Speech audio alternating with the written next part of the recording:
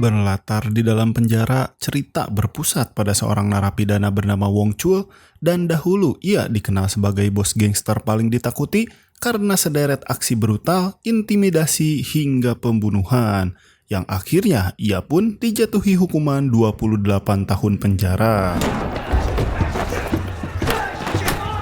Suatu malam, ketika terdengar keributan besar di area sel, Wong Chul segera menuju lokasi dan mendapati seorang tahanan baru bernama Yosung sedang membuat kekacauan.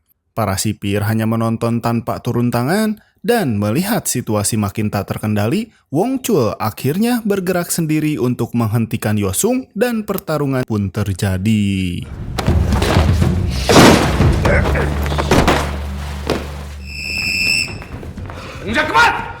Setelah insiden tersebut, kepala penjara pun memanggil si Wong Chul dan membawa kabar yang buruk. Myung Suk, sosok yang selama ini menggantikan posisinya sebagai pemimpin gangster di luar, telah ditemukan tewas mengenaskan. Dan karena selama di penjara Wong Chul dianggap berubah menjadi lebih baik, ia pun diberi izin keluar selama 2 hari untuk menghadiri rumah duka Myung Suk. 개똥 같은 의리 지킨다고 다 덮어쓰고 입고 오라진 거 아니야? Di hari pertama kebebasannya, Wong Chul tidak hanya datang ke makam Myung Suk, tetapi juga dia menemui teman lamanya, mantan detektif bernama Oh Gutak.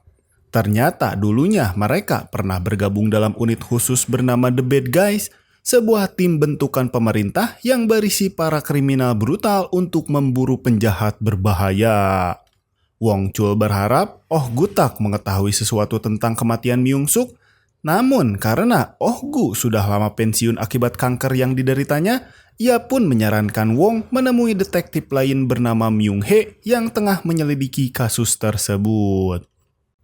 Di sisi lain, Myung He sedang mengawal bus tahanan yang akan dipindahkan ke penjara lain. Setelah sempat berbicara lewat telepon dengan Wong Chul, ia pun menerima laporan bahwa bahan bakar bus sudah habis sehingga mereka harus memutar arah menuju pom bensin terdekat. 경창기름진 기름 4호분 중 하나 연사대요. 예 후송팀 C코스로 이동. Namun, setelah perjalanan dilanjutkan, bencana pun terjadi.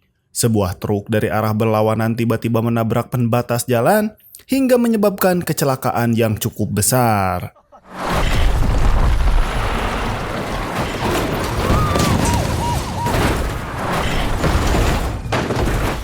Dan ternyata si sopir truk jelas sengaja melakukan semuanya.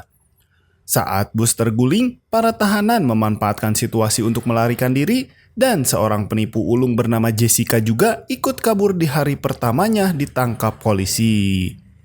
Ternyata target utama si sopir truk adalah seorang napi bernama Sang-sik. Entah hubungan apa yang mereka miliki, kekacauan makin besar ketika Yosung terlibat perkelahian dengan sopir tersebut.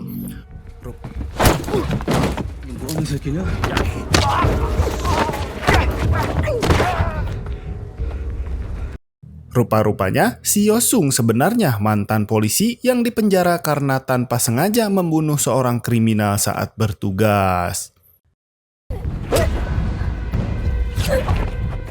Dalam pertarungan tersebut, Myung He pun tertusuk pisau. Sementara Yosung sempat melihat tato misterius di leher lawannya sebelum pria tersebut kabur.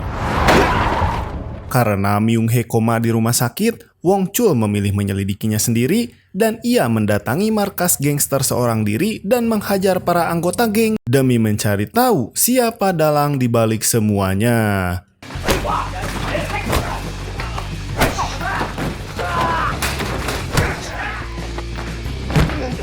Dari sana, ia pun akhirnya mengetahui bahwa Sang-sik lah kini pemimpin kelompok yang dulu berada di bawah Myung Suk. Salah satu anak buah mengaku, geng mereka baru saja bekerja sama dengan kelompok dari wilayah timur. Tetapi mereka tidak tahu apapun soal kematian Myung Suk. Di sisi lain, Oh Gutak menemui komisaris Jung Hyuk. Sang komisaris pun meminta bantuan untuk menangkap kembali para napi yang telah kabur, terutama adiknya sendiri yang ternyata dibuat boneka dari organisasi kriminal besar. Mendengar itu, Oh Gutak mengusulkan agar unit The Bad Guys diaktifkan kembali. 조용히 빨리 처리하고 싶다는 건데. 최대한 협조하겠습니다. Singkatnya, usulan itu pun disetujui mengingat napi yang telah kabur merupakan buron yang berbahaya. 하는 미친 개가 총질까지 해대면 그 새끼만한 놈이 없거든. 어차피 기억할 거야, 너도. Langkah pertama Oh Gutak adalah yaitu merekrut Yosung menjadi anggota baru. Selain karena anggota lama sudah tak ingin kembali turun tangan, latar belakang Yosung dianggap cocok untuk misi kali ini. Ditambah iming-iming pengurangan hukuman, Yosung pun langsung menerima tawaran tersebut. Di sebuah gereja tua yang dijadikan markas baru, Wong Chul, Oh Gutak, dan Yosung berkumpul membahas misi mereka. Mereka bukan hanya harus menangkap Sang Sik, tetapi juga para tahanan berbahaya lain yang telah kabur sebelumnya. Dan salah satunya adalah Song Tai, pembunuh berantai yang telah membantai 18 orang dalam 2 tahun terakhir. Karena Jessica juga masuk dalam daftar buron, Wong Chul teringat mantan anak buahnya yang bernama Chul Jo yang diketahui dengan wanita tersebut. Yang akhirnya langkah pertama mereka pun segera menemui si Chul Jo. Tak disangka Chul Jo langsung panik ketika Wong Chul muncul di hadapannya karena ternyata selama ini ia memakai identitas Wong Chul untuk menakut-nakuti orang lain. Untungnya Jessica baru saja meminta bantuan membuat paspor palsu sehingga keberadaannya mudah dilacak. Di sana, Jessica sempat mencoba kabur, tetapi Yosung sudah menunggu di pintu keluar.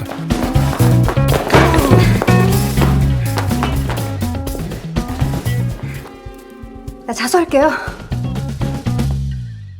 Namun, alih-alih menyerahkan ke polisi, Wong Chul justru membawa Jessica ke markas dan menawarkan kerjasama dengan mereka. Karena mereka butuh bantuan Jessica karena punya hubungan dekat dengan buronan bernama Chang Min dan mengetahui kemungkinan tempat persembunyiannya. 이제야 대화가 좀 통하네. 어?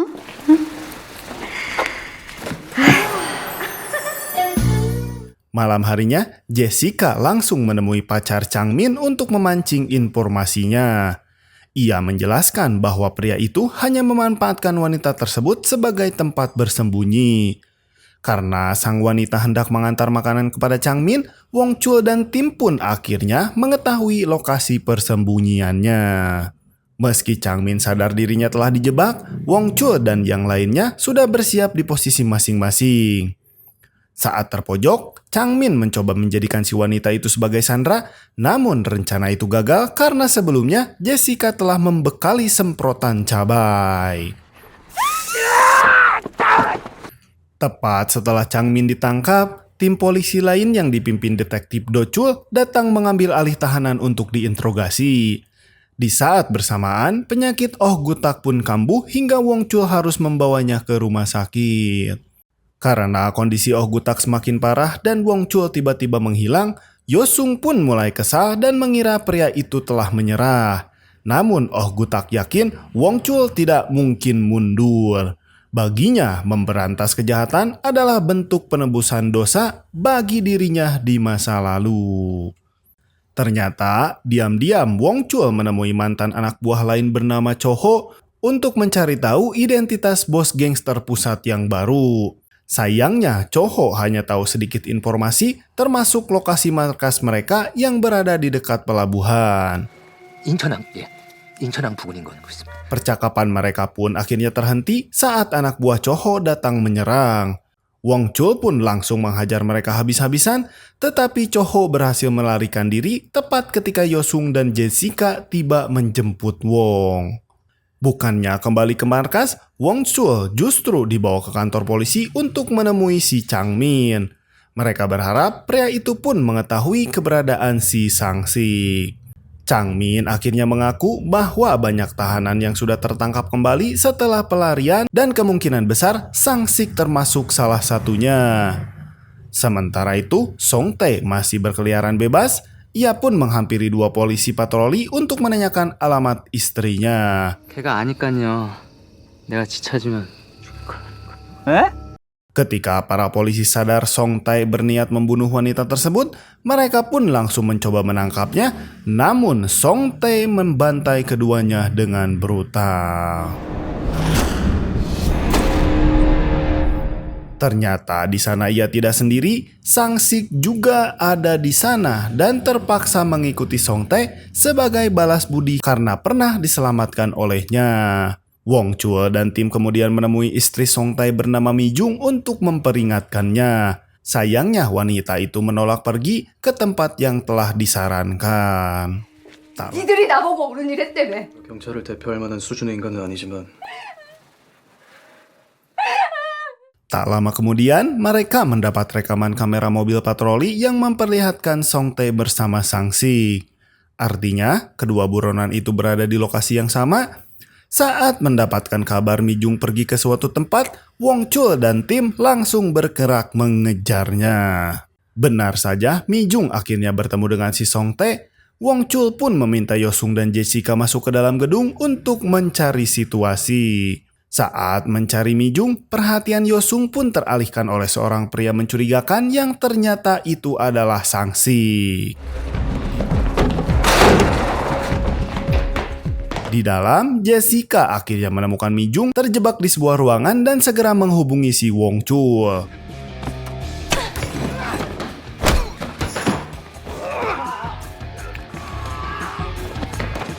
Setelah pertarungan sengit, akhirnya Song Tae berhasil diamankan. Yosung juga sukses menangkap si Sang Sik. Di markas, Sang Sik akhirnya membuka semuanya. Ia mengungkapkan bahwa bos gangster pusat sebenarnya adalah bos Yakuza bernama Yoshihara. 구미에서 분파한 요시하라 파의 오야봉이다. 야쿠자 새끼들이라고? 그래. 5 tahun lalu, Yoshihara menawarkan kekuasaan kepada Sang Sik untuk menjalankan bisnis ilegal bersamanya. Namun suatu hari, Sang Sik diajak ke gudang rahasia dan menyaksikan bisnis mengerikan mereka, yaitu perdagangan narkoboy sekaligus jual beli organ manusia. Dan sejak saat itu, ia berniat mengkhianati si Yoshihara. Sang Sik juga menjelaskan bahwa kecelakaan truk tempo hari dilakukan pihak Yakuza untuk membunuhnya karena ia memegang buku berisi daftar lokasi transaksi ilegal mereka. Tetapi tepat ketika buku itu diserahkan kepada Wong Chul, Komisaris Jung Hyuk datang dan mengkhianati mereka. Ternyata selama ini ia telah bekerja sama dengan Yakuza demi mendapatkan buku tersebut. Sang Sik pun di sana akhirnya dibunuh dan buku itu direbut. Wong Chul dan yang lainnya bahkan diikat di dalam markas dan sengaja untuk dibakar hidup-hidup. Dalam keadaan terdesak, Wong Chul menyuruh semuanya bersiap karena tiang tempat mereka diikat sudah rapuh dimakan usia. Yang akhirnya mereka berhasil merobohkannya dan meloloskan diri sebelum api melahap seluruh bangunan. Di luar, Oh Gu yang baru saja keluar dari rumah sakit datang bersama para polisi. Setelah keadaan aman, Dong Chul pun muncul dan kali ini memilih membantu. Ia memberikan informasi lokasi markas untuk Yakuza karena polisi membutuhkan izin resmi untuk menyerbu. Wong Chul dan tim memutuskan bergerak lebih dulu sebelum barang haram mereka diedarkan. Si markas Yakuza ternyata tersembunyi di balik pabrik boneka. Di sana Sang Sik disiksa hingga tewas. Sementara Jung Hyuk juga dihajar dan dipaksa menelan narkoboy. Sesampainya di lokasi, Wong Chul menunggu seorang teman lama berjulukan Goblin untuk membereskan penjaga gerbang.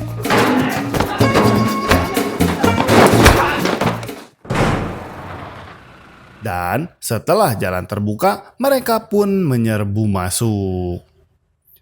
Pertarungan besar pun pecah. Wong Chul menghajar puluhan anak buah Yakuza sendirian, sementara Yosung dan Oh Gu naik ke lantai atas untuk mengejar si Yoshihara.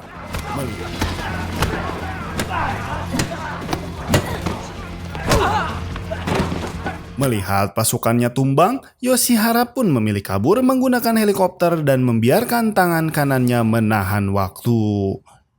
Yosung sempat kewalahan melawan para pengawal elit, tetapi ia menolak bantuan dan meminta Yongchul untuk terus mengejar Yoshihara.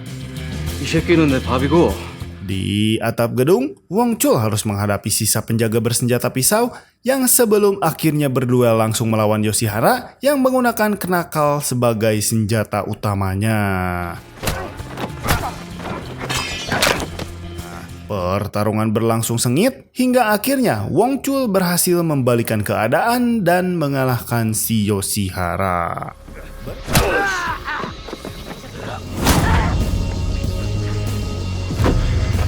Berkat kerjasama mereka, seluruh kasus akhirnya terselesaikan dan seperti biasa, Inspektur Ladusing pun datang terlambat hanya untuk membersihkan sisa kekacauan. Karena keberhasilan misi tersebut, Wong Chul akhirnya mendapat kesempatan menjalani hidup baru sebagai orang pada umumnya.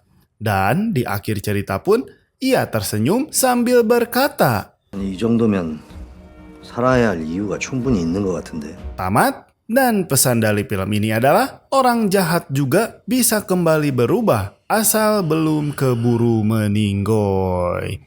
Terima kasih sudah menonton Sinema Kilat sampai akhir dan sampai jumpa di pertemuan selanjutnya.